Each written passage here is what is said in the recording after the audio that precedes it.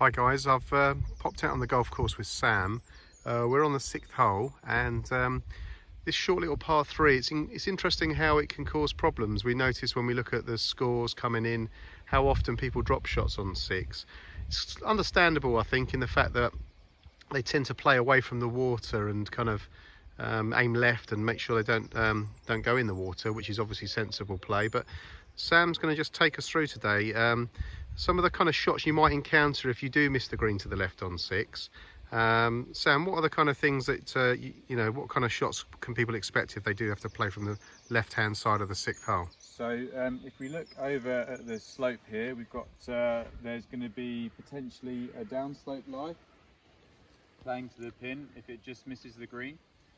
If it goes a little bit further to the left of the green, then we've got also an upslope lie. And then we can see here, if we're moving more towards the back of the green, which is quite easy for the ball to do at the moment because it's quite firm, even with some of the recent rain that we've had. It's easy to play off more of a, or have the ball be more of a bare lie. So if we run through a downslope, an upslope, and a bare lie.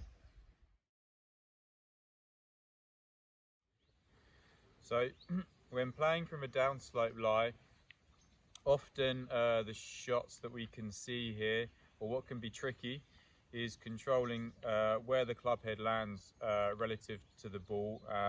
So it's quite easy because we've got a slope behind the ball to catch the slope before the ball, or sometimes hit the top of the ball. So a couple of things just to think about the next time that you're playing this shot. So first of all, and this one's probably heard this one before, where we're going to try and lean a little bit with the slope. We kind of have our normal setup as we swing the club. It's quite easy to catch the slope before the ball. So making sure that your body kind of matches the slope. And then in terms of how you move the club, we want to feel like the club head on the way through starts to follow the slope. So in doing that, you'll start to see that my right arm, for a right-handed golfer, starts to extend more down the slope. So if I have a go at doing that, and we'll hit the shot to the pin. So body's aligned to the slope, and then we're going to try and get that trail arm or right arm extending down the slope.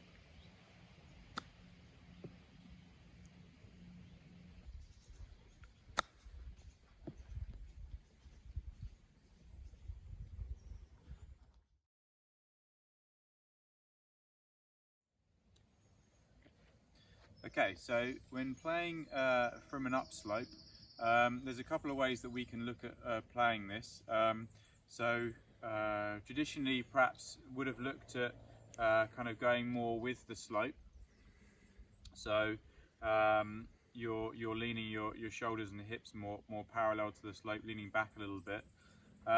What sometimes happens from this setup position, and it might somewhat depend on the shot that you're faced with and how far away the pin is. But in setting up that way, the ball flight can go much higher than you'd expect. So again, I've got my 54° or my sand wedge here, and if I was to hit the shot where I lean back with the slope, then the flight would be much higher than I'd normally expect.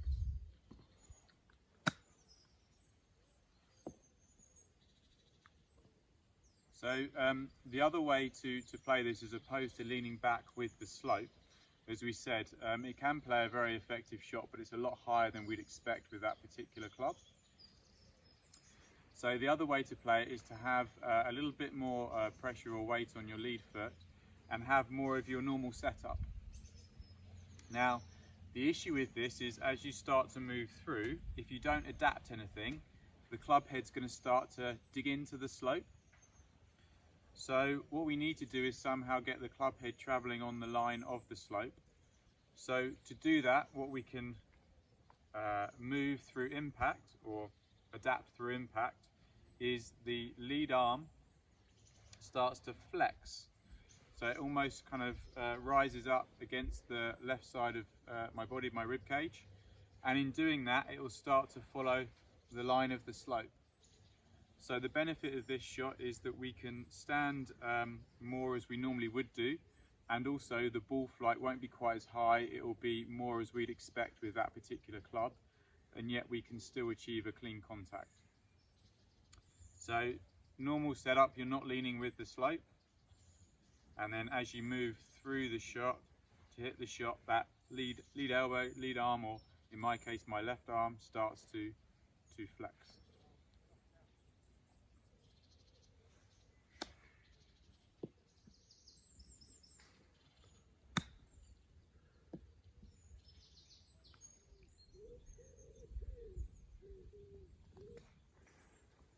Okay, so the main reason that bear lies are tricky to play is that whereas if we're playing from something that's a little bit fluffier, the ball's sat up, there isn't much grass around the ball, and we've got to be really good at how we control the depth of the club. So really just getting it so it's just going underneath the golf ball.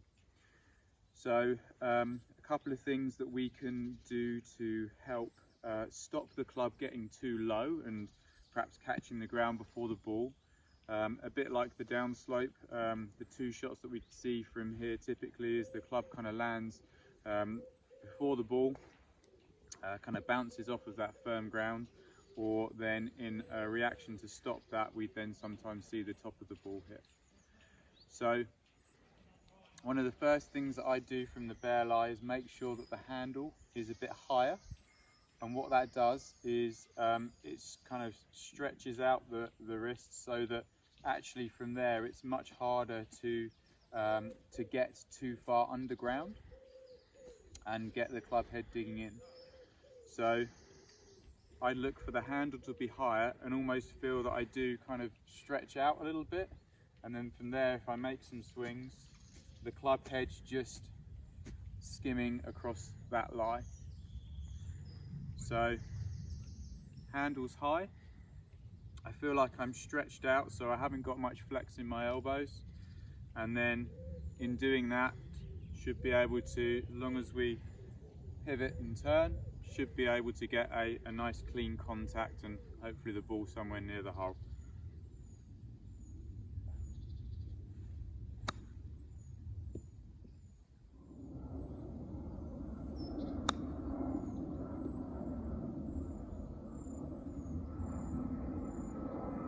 I hope you've enjoyed those few tips for some different lies around the green and you find them useful. If you'd like to find out any more information on my wedge program that has launched in July, or you've got any questions around any other shots around the green, then please get in contact and I'll be happy to help.